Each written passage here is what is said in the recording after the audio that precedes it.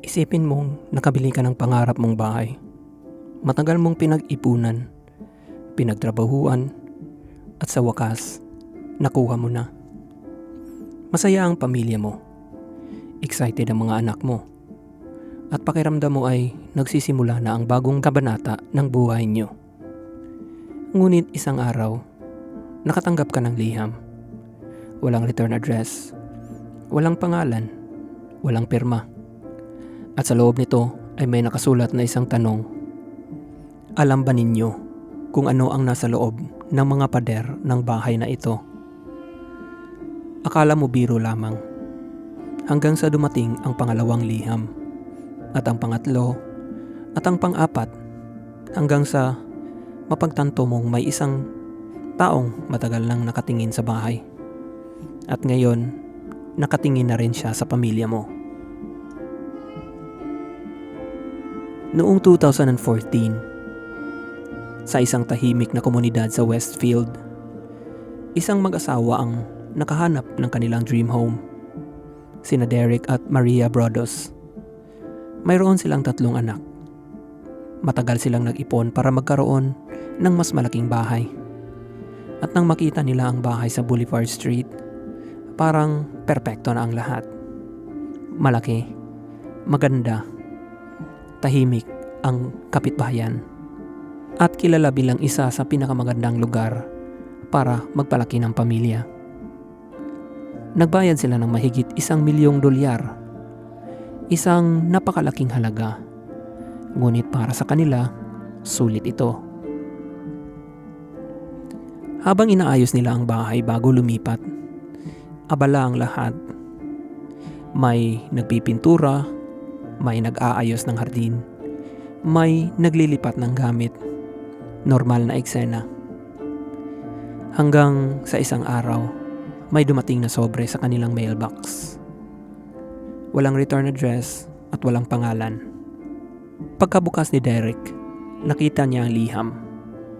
Nakasaad dito, mahal na bagong may-ari sa 657 Boulevard. Ngunit habang nagbabasa siya, lalong nagiging kakaiba ang sulat. Ayon sa sumulat, mahigit 50 taon na raw niyang binabantayan ng bahay. At ngayon, oras na raw para siya ang magbantay sa bagong pamilya. Napakunot noo si Derek. Prank? Kakaibang kapitbahay? Isang matandang may kakaibang hobby? Possible. Ngunit may bahagi ng liham na nagpabago sa lahat. Nakikita ko ang inyong mga anak. Tahimik na napatingin si Derek sa paligid. At sa unang pagkakataon, nakaramdam siya ng kaba. Hindi niya sinabi agad sa asawa. Ayaw niyang mag-alala ito. Ngunit makalipas ang ilang linggo, dumating ang pangalawang liham. At mas nakakatakot ito. Dahil binanggit nito ang mga anak nila. Hindi pangalan, ngunit sapat na detalye para malaman nilang may nagmamasid. Nakita ko silang naglalaro. Napupuno na ba nila ang bahay? May isa bang artist sa kanila? May isa bang pinili ko? Nanlamig ang mag-asawa. Paano nalaman ng sumulat ang mga ito? Hindi pa sila nakakalipat. Ngunit tila alam ng estranghero ang bawat ginagawa nila. Nagsimula silang nagtanong sa mga kapitbahay. May alam ba sila? May kaaway ba ang dating may-ari? May history ba ang bahay? At doon nila nalaman ang kakaibang detalye. May mga naunang may-ari na raw na nakatanggap din ng liham. Ngunit hindi nila ito pinansin. Akala nila simpleng biro lang. Ngunit ngayon, tila bumabalik ang lahat. Makalipas ang ilang buwan, dumami ang mga liham. Mas personal, mas agresibo, at mas nakakatakot. Parang may taong palaging nakatingin. Tuwing binubuksan nila ang kortina, naiisip nilang may nagmamasid. Tuwing may sasakyang dadaan, napapaisip sila. Tuwing may estrangherong naglalakad sa kalye, kinakabahan sila. Unti-unting nawala ang excitement nila sa bahay at napalitan ito ng takot. Hindi na komportable ang mga bata at ang bahay na dati nilang pangarap ay naging bangungot. Nagkaroon ng imbestigasyon. Kumuha sila ng mga eksperto. Kumuha sila ng mga private investigator. Kinausap nila ang pulisya. Sinuri ang DNA sa mga sobre. Sinuri ang mga kapitbahay. Sinuri ang mga dating may-ari. Ngunit walang resulta. Parang multo ang sumulat. Walang bakas, walang pagkakamali.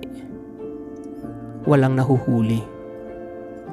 At habang lumilipas ang panahon, lalong nagiging malinaw ang isang bagay. May isang tao roon at matagal na niyang ginagawa ito. Sa isa sa mga liham, may nakasulat, "Ang bahay ay naging paksa ng aking pamilya sa loob ng maraming dekada. Tulad ng ginawa ng aking ama at ng aking lolo bago siya, ngayon ay panahon ko na." Ibig sabihin, kung totoo ang sulat, maaaring hindi lamang isang tao ang watcher. Maaaring tradisyon ito, maaaring henerasyon na silang nagmamasid. At maaaring nagsimula ito bago pa ipinanganak ang mga bagong may-ari. Lumipas ang maraming taon, nagbenta ng bahay ang pamilya. Lumipat, sinubukang kalimutan ang lahat. Ngunit hanggang ngayon, wala pa ring nakukuhang sagot ang mga otoridad. Wala pa ring nahuhuling sospek. Wala pa ring nakakaalam kung sino talaga ang watcher. At ayon marahil ang pinaka-nakakatakot na bahagi. Dahil sa karamihan ng mga kwento, alam mo kung sino ang kontrabida. Alam mo kung sino ang dapat katakutan. Ngunit sa kasong ito, maaaring nakasalubong mo na siya. Maaaring nakangiti siya sa iyo sa grocery. Maaaring nakatira siya sa kabilang bahay. At maaaring hanggang ngayon, nakaupo siya sa isang bintana, tahimik, nagmamasid, naghihintay ng susunod na pamilya at ng susunod na liham.